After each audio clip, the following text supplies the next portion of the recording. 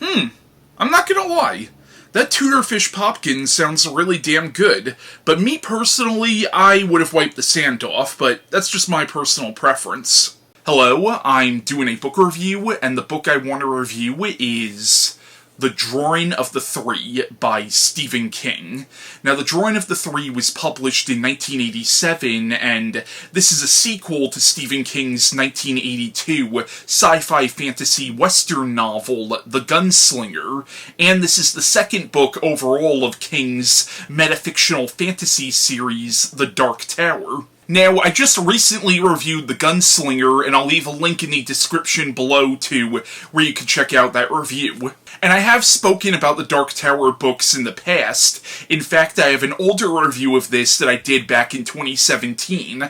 That review is still up, however, it's no longer public. It's now marked as unlisted, but I'll also leave a link in the description below to where you can check out my 2017 review of The Drawing of the Three. Now, the Dark Tower series was primarily inspired by the Robert Browning poem Child Roland to the Dark Tower Came, but King also borrows heavily from Arthurian legend, as well as the works of J.R.R. Tolkien, like The Hobbit and The Lord of the Rings. But for this book in particular, and even some of the later Dark Tower novels, I also noticed an influence of C.S. Lewis's Chronicles of Narnia books. But Stephen King also borrows heavily from spaghetti westerns like Sergio Leone's Dollars trilogy.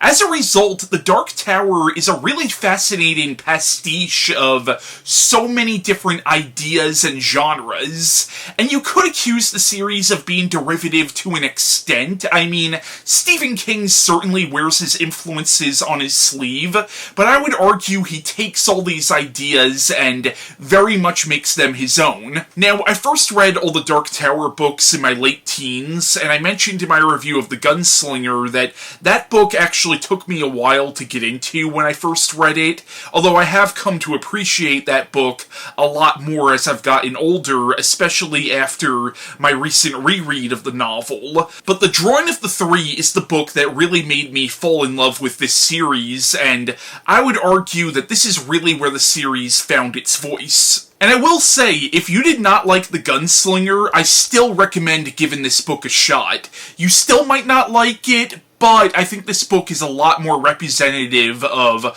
what the Dark Tower series would eventually become, and oddly enough, I feel like it's a much more accessible book than The Gunslinger, which is weird because the story for this is actually a lot more complex and a lot weirder than the story for The Gunslinger, yet again, it just feels a lot more approachable than that first book did. I think a lot of that has to do with the writing style. With The Gunslinger, you could tell Stephen King was trying to be a little more lyrical and a little more poetic with the prose style, which is good. That's actually something I really appreciate about The Gunslinger, but again, I feel this is a lot more accessible because the writing style is a lot more simplistic, not to imply that it's juvenile in how it's written, it's still a very well-written book, but again, it's much more simplistic, straightforward prose, very much in line with a lot of what Stephen King was writing at the time. And I think the book really does succeed at continuing the story for The Gunslinger, while also very much having a voice all its own, and having a style and flavor all its own. Now, in order to explain the plot of Drawing of the Three, I am going to have to recap the events of the first book, and during my synopsis of The Gunslinger, I am going to be giving away major spoilers of what happened in that first novel, and throughout this video, I will probably be giving away what could be considered minor spoilers for The Drawing of the Three. But Dark Tower Part 1, The Gunslinger, was set in an alternate universe known as Midworld, a world that is very different from our own, yet culturally and technologically, it feels like a weird hybrid between the American Old West and the Middle Ages. And it's also heavily implied that this world was a lot like our own thousands of years ago, but magic and the supernatural also exist within this world. But the story follows a man named Roland Deschain, who is the last gunslinger. Now, gunslingers in this world were sort of a knightly order of soldiers and diplomats whose job was to maintain order and stability throughout the land, but there was a great war that wiped out all the gunslingers except for Roland, and ever since the fall of the gunslingers, the world has moved on, which basically means that human civilization in this world has basically collapsed or is breaking down, but also what time and space in this world seems to be breaking down as well.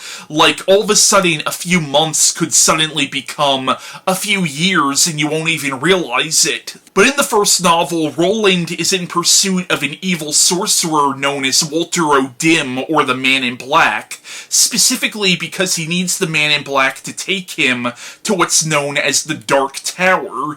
Now, what the tower is, we don't exactly know yet, and we get the idea that even Roland doesn't fully understand the nature of the tower. He just knows that he needs to find it.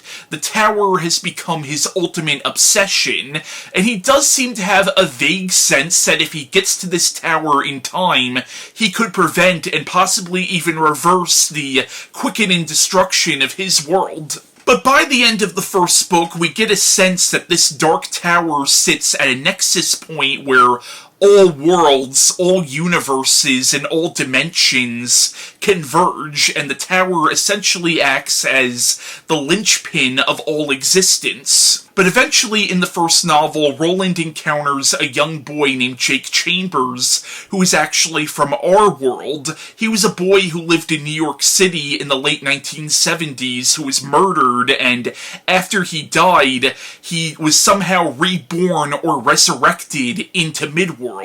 So Roland takes the boy in and promises to protect him. But, spoiler, by the end of the book, Roland ends up betraying him.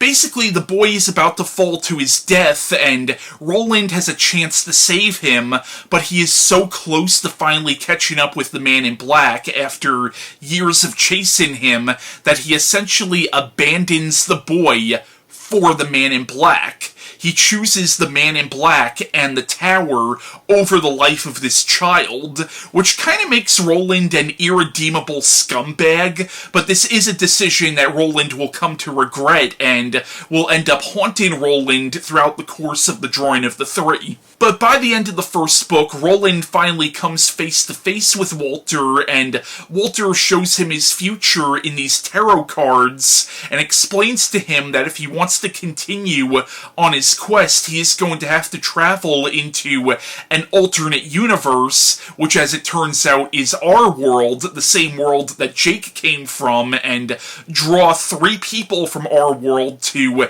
aid him on the quest for the tower. So the drawing of the 3 picks up directly where the gunslinger left off. Roland finds himself on this seemingly endless beach, and he is suddenly attacked by what could best be described as a giant alien lobster. Like, it's sort of like a lobster, but it behaves more like a scorpion, and it's also talking to him. Like, as it's attacking him, it's seemingly asking questions in this alien language. Roland manages to kill the creature, but not before it bites off his toe and 2 of the fingers on his right hand, which, for a gunslinger who is used to using both hands but is primarily right-handed, this is a huge problem. The creature was also highly venomous and infects him with a poison that is slowly but surely working its way through his body, and more of these creatures, which Roland has dubbed the Lobstrosities, are coming out of the ocean. But while journeying along the beach, Roland eventually comes to this door that is just standing there in the middle of the beach, and on the door it says The Prisoner, which was the name of one of the tarot cards that the Man in Black showed him, and eventually Roland goes through the door, and the door leads him into the mind of a man named Eddie Dean,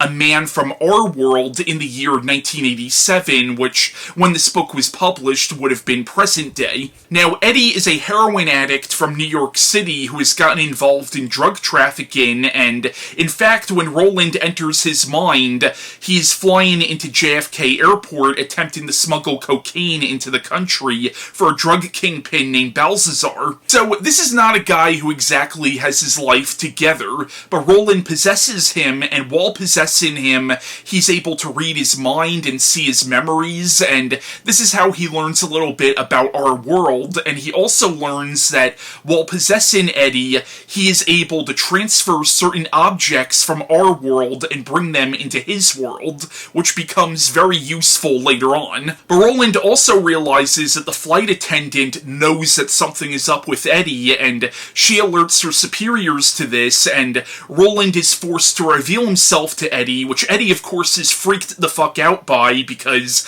all of a sudden there's a voice talking to him in his head, but Roland tells him they know, and if you want to get out of this, follow my lead. And basically they end up ditching the cocaine. They literally ditch the cocaine in Roland's world. So Eddie manages to get out of this, but unfortunately, because he no longer physically has the cocaine on him, this causes Balthazar to think that Eddie is screwing him, so he abducts Eddie's brother Henry, who is also a heroin addict. And believe it or not, this is only the first quarter of the novel. The book could essentially be broken up into 3 separate story arcs, and this story arc ends with Roland physically bringing Eddie into Midworld. And Roland does essentially abduct Eddie. I mean, he does kind of give him a choice, but at that point, Eddie is between a rock and a hard place because, minor spoiler here, but this is right after a shootout with Balthazar's men, and the police are coming, and Eddie is basically given a choice.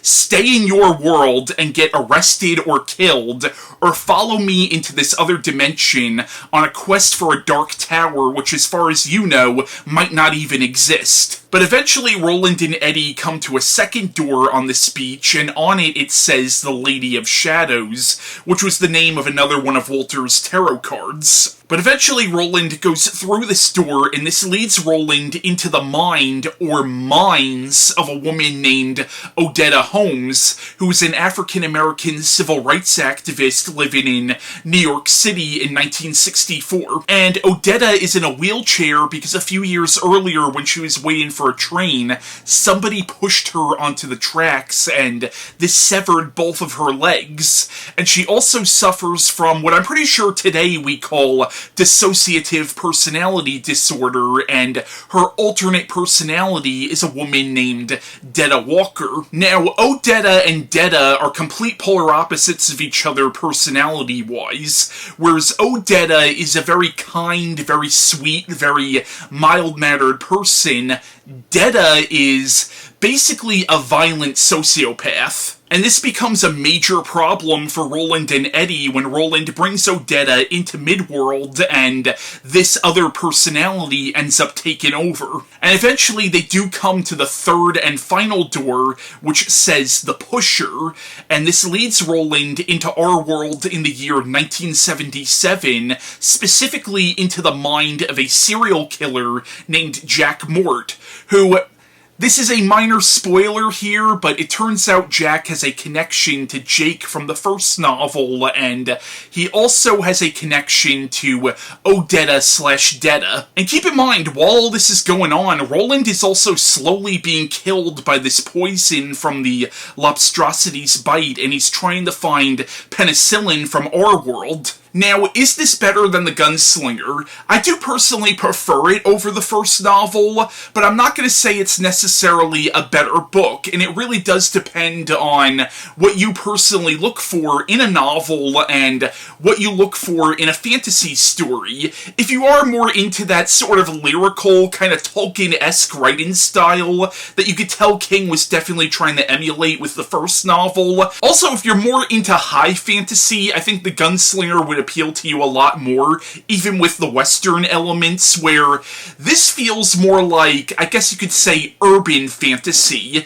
where there's a lot of elements that are taking place in the quote-unquote real world. I mean, there's still fantasy elements with the magic time portals, but again, there's something that's also kind of grounded in it too, and that kind of fantasy has always appealed to me a lot more. Now, King also feels a lot more self-assured with this book, because he was significantly older when he wrote this than when he started writing The Gunslinger. At the same time, you could tell he's still trying to figure certain things out. Like, there's a lot of ideas that the Dark Tower series would later touch upon that haven't officially been cemented yet. But this book really does combine so many different genres and elements, which really will become a trend as the series goes on, is combining and deconstructing certain genres. Like the first novel, this is a fantasy western with science fiction elements, especially with the multiverse and time travel stuff. But all the stuff on the beach dealing with the lobstrosities really does feel like something out of a 1950s creature feature. At the same time, there is also an element of Lovecraftian cosmic horror to it, because as inherently silly as the concept of giant lobsters talking actually is, there's also something really creepy and uncanny about that. Imagine seeing a bunch of lobsters speaking. Like, yeah, it sounds silly when you say it out loud, but if you were actually witnessing that, that would probably be the freakiest thing you'll ever see. Also, Roland doesn't recognize these creatures. He's never seen them before, indicating that there are parts of Midworld that even he doesn't understand, but it also implies that perhaps the lobstrosities are not native to Midworld, but perhaps a long time ago they crossed over from another dimension. Again, in that sort of Lovecraftian fashion, they are something that just should not be. But then in the first section of the novel, when Roland enters Eddie's mind, all of a sudden the book becomes a gritty crime drama set with the backdrop of 1980s New York. Then the second section of the novel, when he enters Odetta/Detta's minds, all of a sudden the story becomes a psychological character drama with the backdrop of 1960s America and the racial tensions that were going on at the time. And then the final section of the book feels like a psychological horror story about a serial killer,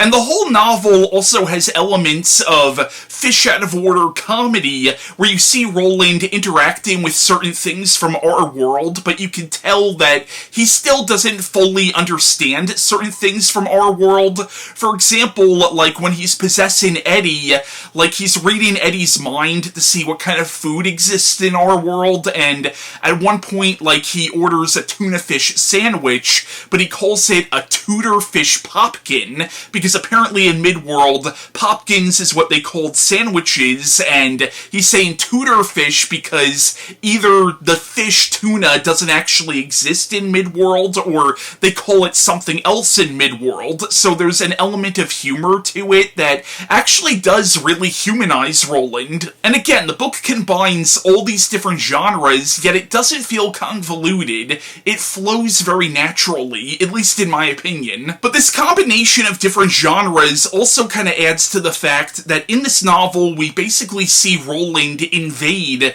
these three separate stories that were already in the process of happening. And that sort of adds to the metafictional nature of this series, because as the series goes on, you realize that essentially the entire Dark Tower series is a story about stories. So in a way, it really does make sense to combine all these different genres, because the idea is that the Dark Tower is supposed to encompass all stories and all genres. Culture shock and culture clash are also major themes that are brought up in the novel. Like, imagine if a man from another dimension interacted with our world, or imagine if somebody from another time period, like way back when, saw our modern world. Like, it would be such a huge shock to them. And we see that with how Roland is both amazed and terrified by certain technological achievements from our world, like airplanes and cars, and even some medicine from our world. Like, things that we take for granted are basically miracles to Roland, and this is where some of the fish-out-of-water comedy comes in. And even when Eddie starts to realize that there is a man from another universe invading his mind, and they realize that they can transfer certain things from Eddie's world to Roland's world, Eddie gets a hot dog and soda to give to Roland, and Roland is so amazed at how sweet soda is. Like, he's never tasted something with this much sugar in it, and he's like, why do people even need this cocaine stuff? You have soda! And we get that sense of culture shock with Eddie and Odetta when they're eventually taken into Midworld. They're taken into this world that is totally alien to them. And even with Eddie and Odetta, even though they're both from the same universe, they're both from two different time periods, and the differences between 1960s America and 1980s America were kind of astronomical. And at one point, Odetta gets offended by Eddie referring to African Americans as black people. She says, "Stop calling me black, I'm a Negro." And then he's like, whoa, I would never call you that. And then he points out how in his time calling a black person a Negro is almost as bad as calling them that other N-word that I'm not going to repeat. Again, it shows you how much the cultures have changed between the 1960s and the 1980s, and imagine two people are plucked from those time periods and then have to interact with each other. Now, Eddie Dean is probably my favorite character in the book, and I think Eddie is one of Stephen King's greatest characters, and he's oddly one of the most relatable characters in this entire series, despite being a heroin addict and being involved in organized crime. And in many ways, I feel like Eddie is almost like the audience's surrogate.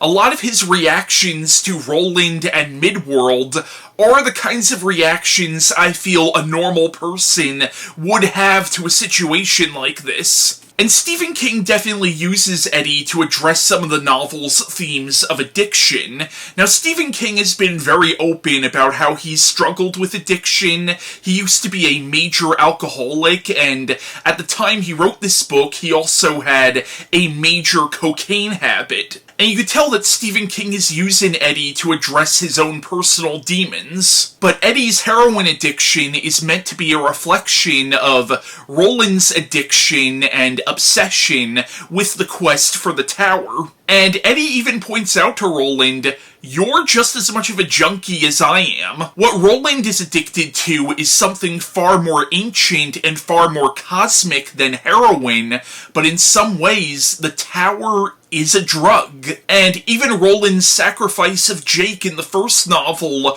could be seen as sort of an allegory for how in real life addicts sometimes hurt those they love in order to satisfy their addiction. Now, Eddie's relationship with his brother Henry is really interesting. In many ways, it was a very toxic, very parasitic relationship.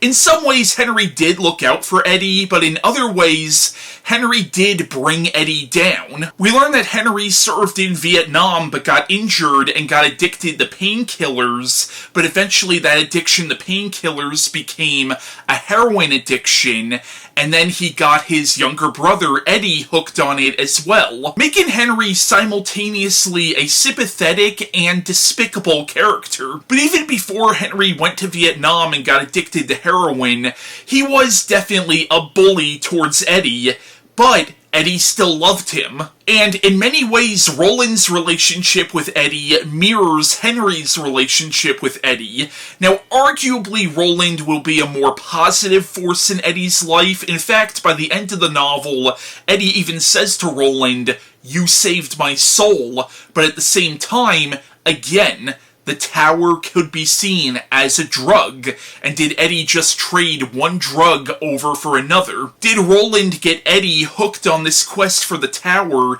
the same way that Henry got Eddie hooked on heroin? And then you have Odetta/Detta, who again is one of the most compelling characters in this series. Now, her alternate personality, Detta Walker, is definitely kind of a stereotype. Actually, I'm not even gonna say kinda. She is very much a racist caricature. She's basically a caricature of everything a racist white man thinks a black woman is.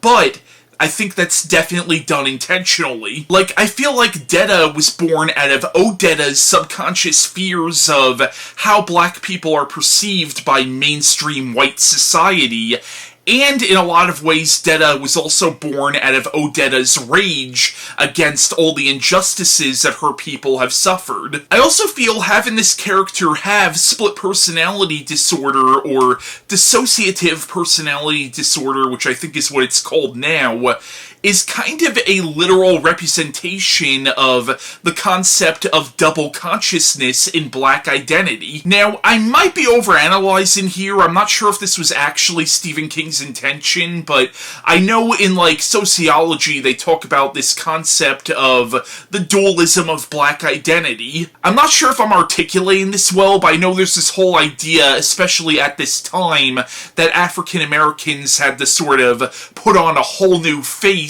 and a whole new personality in order to be acceptable again to white society. And again, in the story, you have this woman who has two different personalities, and in some ways, both personalities were born out of both her personal trauma as well as racial trauma. Now, I don't know this for sure, but I have a feeling Stephen King might be borrowing the name of this character from real-life activist and folk singer Odetta Holmes. Redemption is also a major theme within the novel, but it's redemption with a catch. I mentioned earlier on in this video that what Roland does to Jake kinda makes him irredeemable, but believe it or not, in the Jack Mort sections of the novel, he does kind of rectify what he did. Again, minor spoiler, and I'm trying not to give too much away about that. And even though Roland did technically abduct Eddie and Odetta,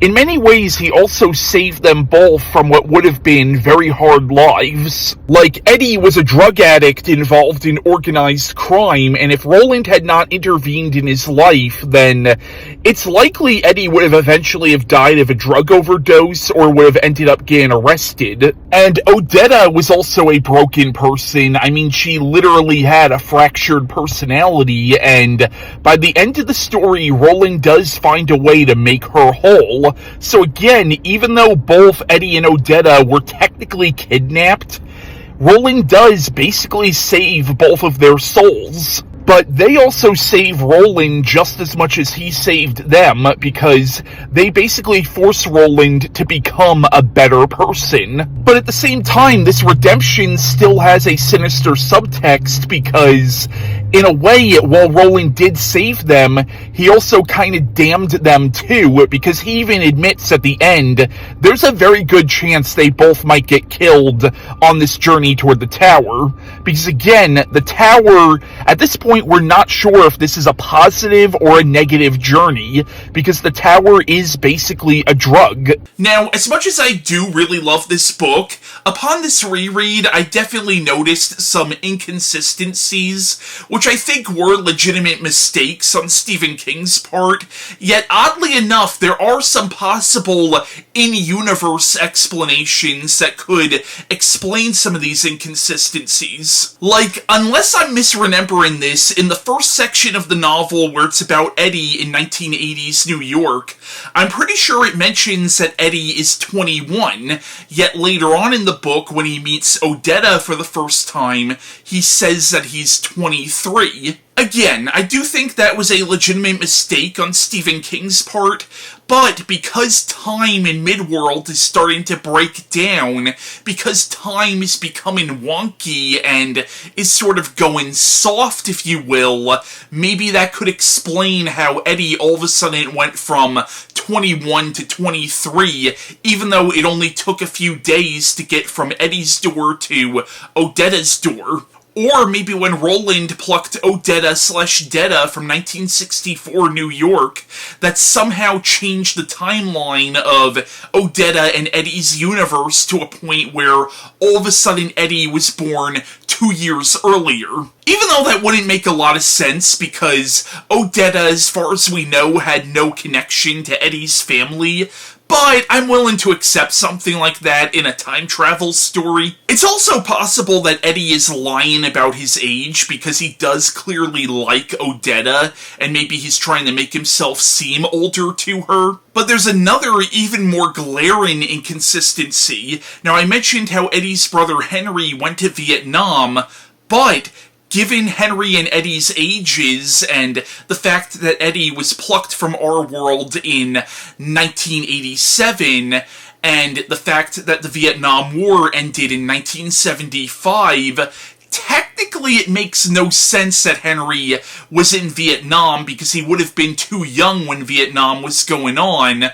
But because Dark Tower is a multiverse narrative, maybe this is a sign that Eddie is actually from a parallel Earth. And perhaps in Eddie's universe, the Vietnam War went on for a lot longer, perhaps even into the 80s. Now granted, Henry is supposed to be 8 years older than Eddie, which if Eddie is 23, that would make Henry around 31, which would mean that he would have been 19 in 1975 when the Vietnam War ended. So maybe the only issue is I'm pretty sure America was pulling their forces out of Vietnam starting in 1973, so again, it wouldn't make a lot of sense timeline-wise, unless, again, in Eddie's universe, Vietnam went on for longer. Or maybe I'm just making excuses for what was a legitimate faux pas on Stephen King's part, possibly fueled by the fact that he was high on cocaine and he never takes notes when he writes. Now, I mentioned in my review of The Gunslinger that as the series goes on, we learn that essentially all of Stephen King's other books and short stories tie in with the Dark Tower in some way, shape, or form. And this is where we really start to notice the connections with Stephen King's larger body of work. However, the connections here are relatively subtle compared to what will come later on, because later on in the Dark Tower series, the links with Stephen King's other books will literally become part of the plot, whereas here, they're just sort of like minor Easter eggs. Like at one point in this book, Roland recalls having one time crossed paths with a very powerful wizard known as Flag, who is so powerful and so terrifying that Roland wondered if he wasn't actually a demon in human form. And he also mentions these two men named Dennis and Thomas, who are in pursuit of Flag. Now, Dennis and Thomas and Flag are major characters from Stephen King's fantasy novel, The Eyes of the Dragon, and that reference to them basically confirms that Eyes of the Dragon was actually taking place in Midworld. Now, if the name Flag sounds familiar, yes, it is in fact Randall Flagg from The Stand. Now, the connection between The Stand, The Eyes of the Dragon, and the Dark Tower series won't officially be explained till later on, so I am getting ahead of myself, but this is not the last time we hear from Flag, and technically it's not the first time we heard from him either, we just didn't know it yet, but again, I am getting ahead of myself, and I'll talk about this more when I eventually redo my review of Wizard and Glass. There's also a moment in the book when Eddie gets let go by the TSA agents, and he's in a cab going back to his apartment, and he notices that some of Balthazar's men are following him, and he sees a pizza truck belonging to a restaurant called Four Fathers, which Eddie knows is owned by a gangster named Janelli, who sometimes works with Balthazar. Now, the Four Fathers restaurant was actually referenced in Stephen King's short story The Ballad of the Flexible Bullet, which was one of the stories from Skeleton Crew. But the name Janelli, this could potentially be a reference to the character of Richie Janelli from Stephen King's novel Thinner, which was one of the books that he wrote under the name Richard Bachman. The only issue with this, however, is when Eddie refers to Janelli, he refers to him in the present tense, which would contradict what happened to the character in Thinner. Also in Thinner, the restaurant restaurant was called Three Brothers, not Four Fathers, but there are a few ways you could get around this. You could argue that the parts of this book taking place in 1980s New York are actually taking place prior to the events of Thinner, and maybe in that time Ginelli just changed the name of the restaurant. Or maybe Eddie is just referring to another member of the Ginelli crime family. But another way you could explain this, and this would tie in with what's revealed about the Dark Tower series later on, is basically as this series goes on, we realize that we're dealing with an entire multiverse, that it's not just Roland's world, and it's not just Eddie's world, but that there are hundreds, thousands, perhaps even millions of different parallel universes, each universe with its own version of planet Earth, and as the series goes on, these parallel Earths, or alternate timelines, are referred to as other levels of the tower, so keeping that in mind, who's to say that the version of Earth that Eddie is from is necessarily the same version of Earth that Thinner took place on, but who's to say that another version of Richie Ginelli doesn't also exist in Eddie's universe? Admittedly, that's getting pretty deep into multiverse lore that hasn't officially been established yet, and I don't know if Stephen King planned this, but oddly enough, having a minor connection to Thinner that somewhat contradicts what we know about the Ginelli character from Thinner, it does fit in with the multiversal logic of this series. Now, this is mostly speculation on my part, but I feel like there's a potential connection with Stephen King's novella, The Mist. The Mist was about a small town that gets invaded by a mysterious supernatural mist filled with these strange otherworldly creatures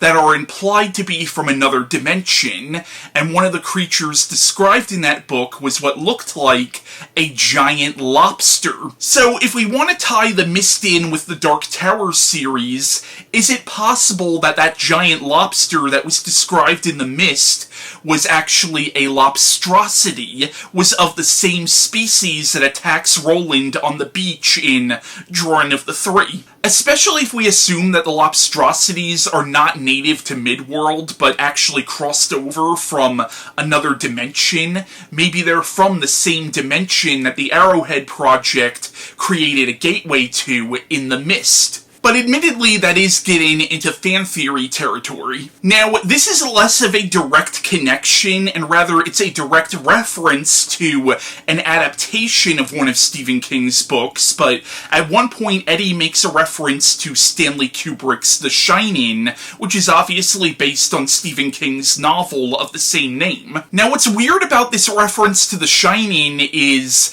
The Shining, while on the surface might not have a lot of overt connections to the Dark Tower series, The Shining does directly connect with several of Stephen King's later books, which would later directly connect to the Dark Tower, sort of tangentially connecting The Shining to the Dark Tower mythos, yet in Eddie's universe, The Shining seems to just be a fictional story. But believe it or not, this is not as much of a continuity error as you might be expecting, because, like I said, as the series goes on, it really does become Stephen King's metafictional commentary on storytelling, and we learn that there are certain stories out there that might be more than just stories, but might actually be psychic projections of events that have happened or are happening in other universes, or again, other levels of the tower, and we learn that what is a fictional story in one universe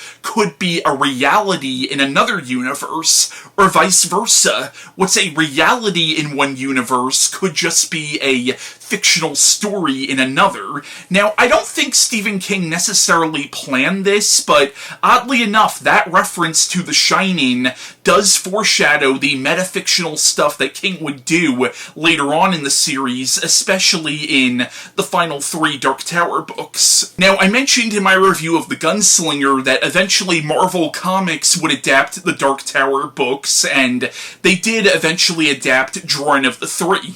But once again, The Drawing of the Three, in my opinion, is a great addition to the series, and it only gets better after this. But yeah, that was my review of The Dark Tower 2, The Drawing of the Three by Stephen King, and until next time, long days and pleasant nights to you.